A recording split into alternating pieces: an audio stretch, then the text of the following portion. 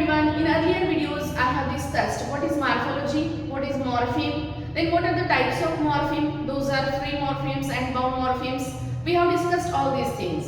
And now we are going to discuss bound morphemes.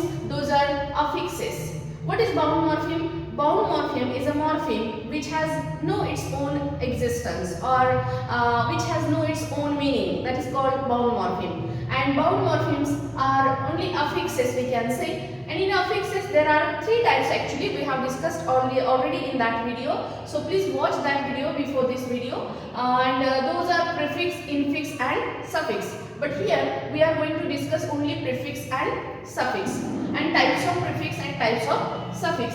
Actually this video is very helpful for B.A. first year students and B.A. third year students from Shivaji University Kolhapur, or even for all other universities also. In linguistics we will find such type of topics. So what is meant by prefix and what is meant by suffix we have already discussed, and what are the types of prefix and suffix we are going to discuss. See, all prefixes you will find in derivational. So what is meant by derivational? What is meant by inflectional? Inflectional means what? Which inflects the words. So we will find or we will discuss in suffixes, but all prefixes are derivational. Derivational means what?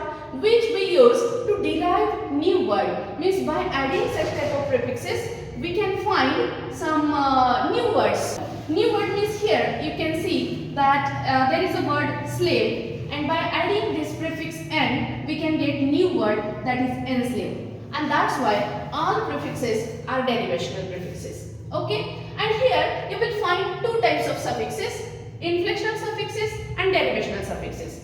Actually derivational we have discussed. If there is a suffix which by which you can get new word, then that suffix will be derivational suffix. But inflectional suffix is a suffix by adding which you cannot get new word.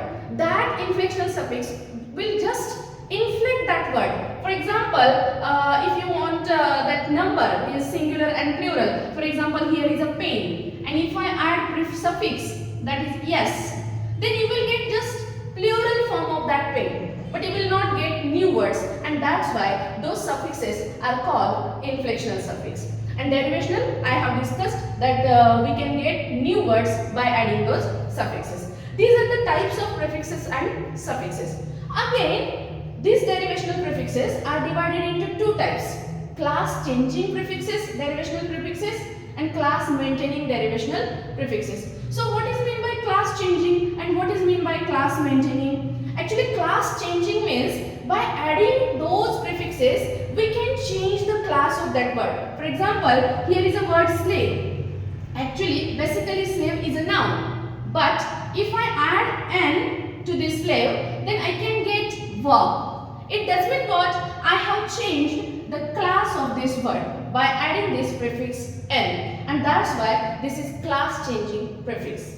Okay, and some prefixes are class maintaining. Means what? By adding those prefixes we can't get new class of that word. For example, kind, basically this kind is adjective, and if I add this un to this kind, again you will get the same category. That is also adjective, and that's why these prefixes are class maintaining. So in derivational prefixes you will find two types: class changing and class maintaining. Again we will come to the suffixes. Inflectional suffix, I told you that all inflectional suffixes are class maintaining. Means by adding those inflectional suffixes we can't change the class of that word. For example, here I have taken one word, that is pen. Basically this pen is a noun, and if I add this yes, this is suffix, inflectional suffix, but I didn't get any other category because this pens is also noun, and that's why all inflectional suffixes are class maintaining suffixes. Then what comes under this inflectional suffix?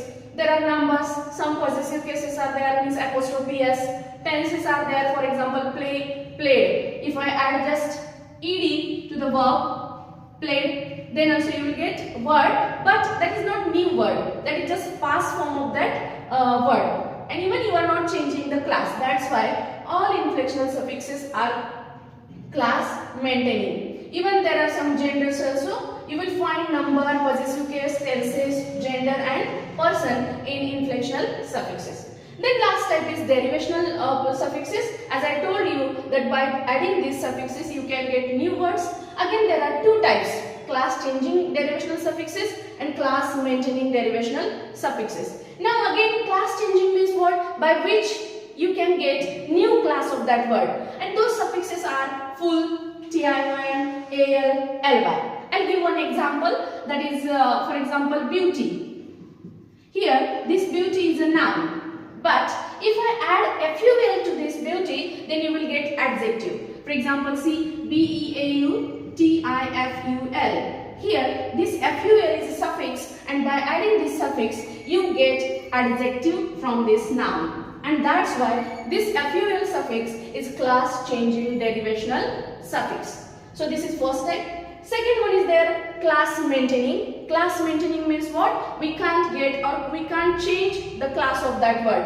And those suffixes are HOOD, hood, or SHIP, ship. For example, if I say that child is a noun. And again, if I add this suffix childhood, and that childhood is also noun. So here we are not changing the class of that word, and that's why these are class maintaining derivational suffixes. So my dear friends, these all are the types of suffixes and prefixes we have learned here. So in next video we are going to learn some morphological processes. By using all these things we can change or we can form the words. Thank you.